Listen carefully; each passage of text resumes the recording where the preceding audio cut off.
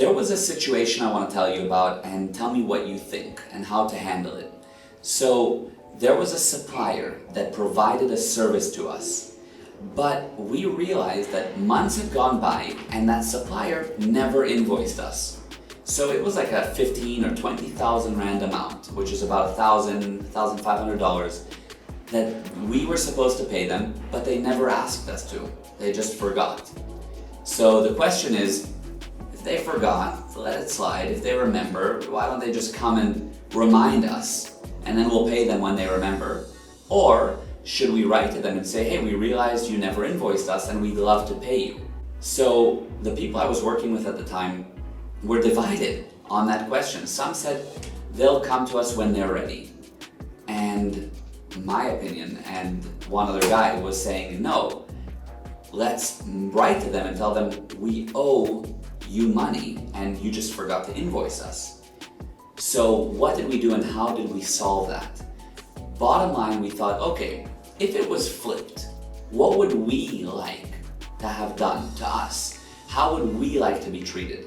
So we thought if it was us and we forgot, we would totally appreciate it. It would mean a lot if the person said, you forgot to invoice us and we'd like to pay you.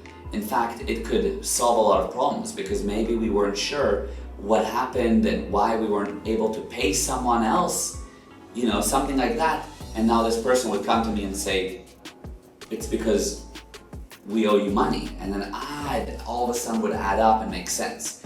So when we put ourselves in their shoes, it immediately became clear that the ethical thing to do is to write to them and to say, look, we owe you money and we would like to pay you. We did that.